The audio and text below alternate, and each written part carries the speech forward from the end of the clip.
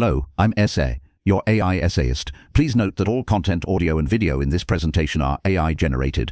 As AI can sometimes produce inaccuracies, I encourage you to verify any factual information presented. With that in mind, let's begin. Toni Morrison's 1993 volume, Playing in the Dark Whiteness and the Literary Imagination, represents a foundational intervention in the study of American letters. Emerging from a series of lectures, the text possesses a concentrated, declarative power that belies its slim profile. It advances a singular, field-altering thesis that the canonical American literary tradition, long perceived and analyzed as a raceless or exclusively white enterprise, is in fact fundamentally constituted by a pervasive and defining Africanist presence. This presence, often silent, spectral, or symbolic, functions as a critical imaginative resource through which the very concepts of American identity, freedom, and whiteness are forged. The following analysis undertakes a systematic evaluation of the claims,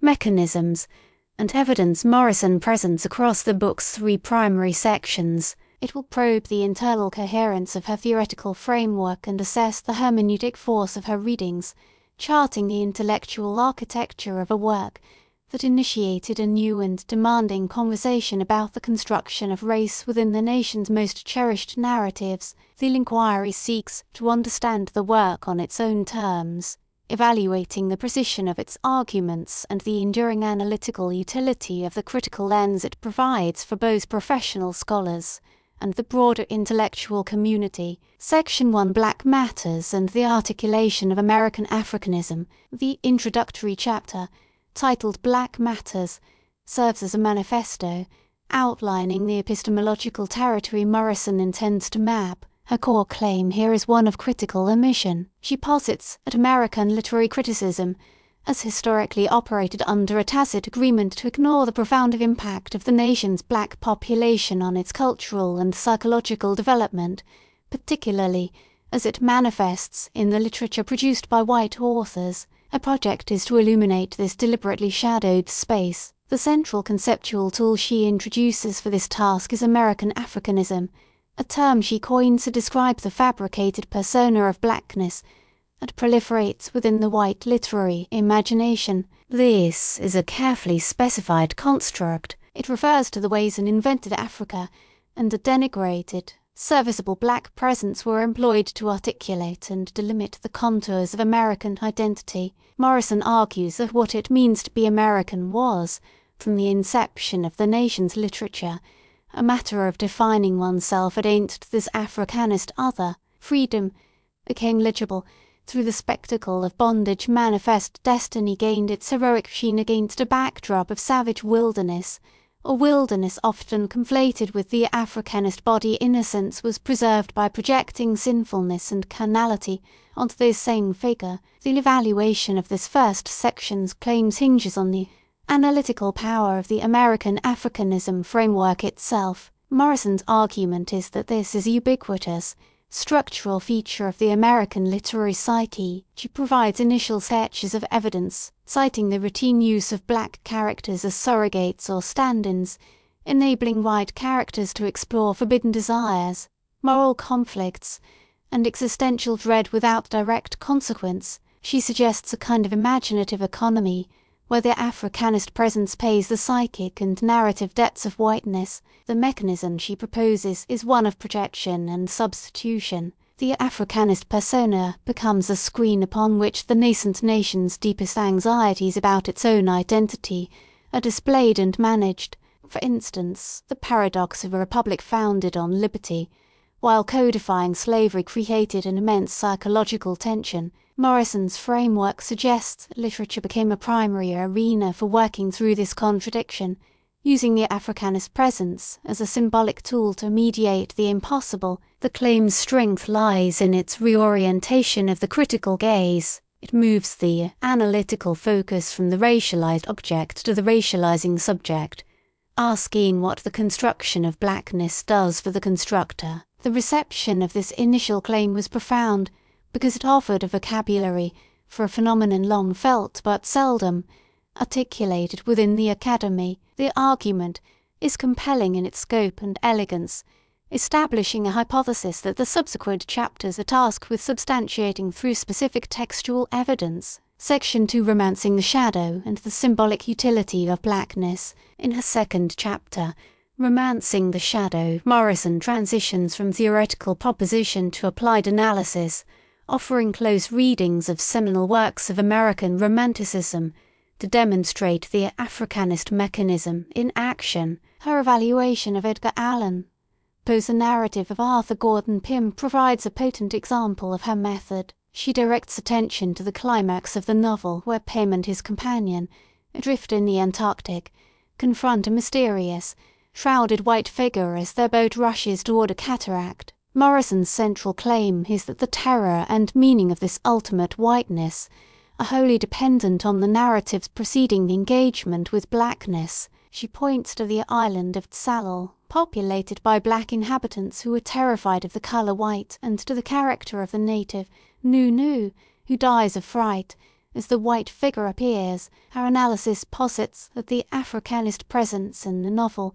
embodied by the Tsalalians, establishes the symbolic lexicon through which the final scene operates. The whiteness of the giant figure is imbued with dread precisely because it is set against a meticulously constructed blackness. The Africanist presence becomes the essential context, the dark matter that gives the visible horror its gravitational pull. The evaluation of this reading finds it both brilliant and methodologically revealing. Morrison's lens makes the submerged racial logic of Poe's narrative surface with undeniable force, connecting the text's Gothic anxieties to the nation's racial ones. Our reading of Herman Melville's Moby Dick continues this line of inquiry, focusing on the symbolic function of the white whale itself. Morrison's claim is that the terrifying power of Moby Dick derives from its inversion of the conventional symbolism of whiteness. The whale represents a kind of monstrous, absolute whiteness, stripped of its associations with purity and innocence and instead imbued with godless malice and cosmic emptiness. This terrifying whiteness,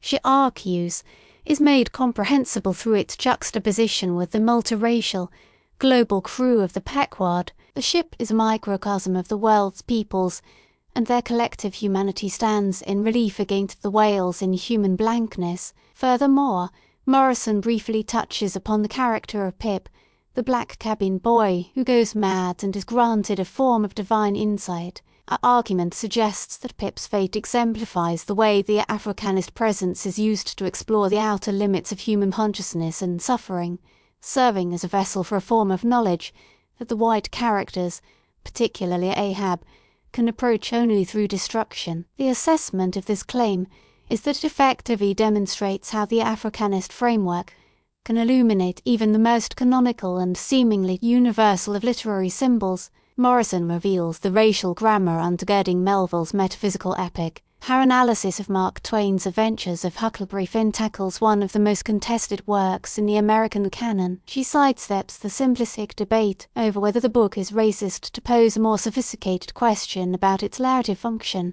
A central claim is that the entire trajectory of Huck's moral and personal development is mediated through the presence of the runaway slave, Jim. The river journey, a foundational American trope for freedom and self-discovery, is rendered possible and meaningful only by Jim's simultaneous flight from bondage. Jim, in her reading, becomes the symbolic ground upon which Huck's burgeoning conscience is tested. The evaluation of this argument is that it provides a powerful model for reading the novel's complex racial politics. It shows how the Africanist presence is instrumentalized, serving as the catalyst for the white protagonist's growth while remaining itself constrained by the narrative's racial logic. Across this chapter, the primary critique that can be levelled at Morrison's methodology is that it is so potent it risks becoming totalizing. Her interpretations are so compelling that they can seem to foreclose other valid readings. The power of her hermeneutic, however, is precisely its ability to consistently reveal a dimension of these texts that had remained critically invisible for generations. Section 3, Disturbing Nurses and the Kindness of Sharks. The final analytical chapter, Disturbing Nurses and the Kindness of Sharks, extends Morrison's inquiry into the 20th century, examining how the Africanist presence functions as a tool for managing white psychological and sexual anxieties. Her focus here shifts to more explicit dynamics of power and control. The primary exhibit for this claim is Willa Cather's final novel, Sapphira and the Slave Girl. Morrison's argument is that the central conflict of the novel, the white mistress Sapphira's cruel persecution of her beautiful slave girl, Nancy, is a manifestation of psychological projection. Sapphira, confined to a wheelchair and feeling her power wane, displaces her anxieties about her own aging body, her loss of sexual appeal,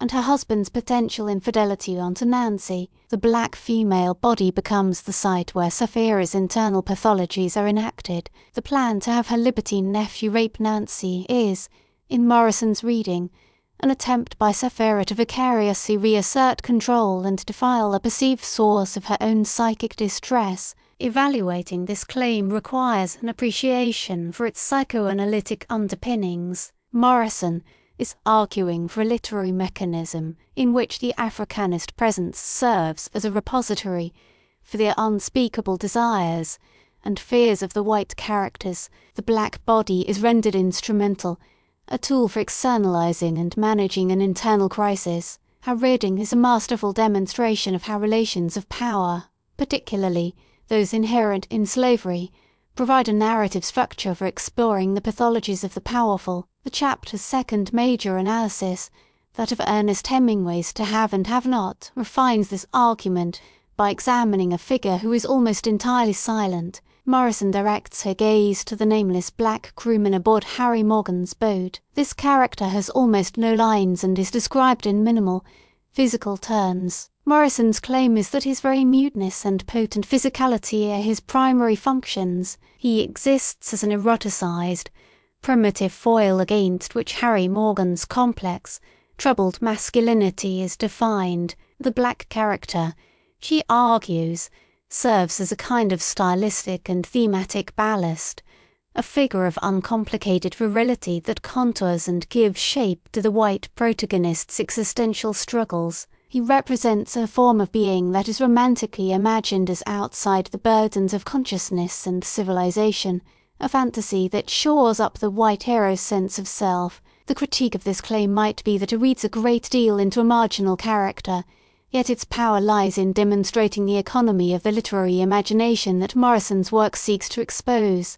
Within her framework, no detail is accidental. The silent Africanist presence is doing as much work, if not more, than a fully voiced character. It reveals how the construction of whiteness and white masculinity relies on this spectral, serviceable other. This final section solidifies Morrison's overarching thesis by showing the adaptability of the Africanist presence, its ability to function with equal efficacy in narratives of explicit racial conflict and in those where it appears as a mere shadow in the background. It is a testament to the insidiousness of the imaginative structure she identifies. Conclusion. In its totality, Toni Morrison's Playing in the Dark constitutes a paradigm shift in the study of American literature. The critical evaluation of its internal claims reveals a work of profound intellectual coherence and hermeneutic force. Its central thesis, that the American literary imagination is constitutively shaped by an ever-present and functional Africanist persona,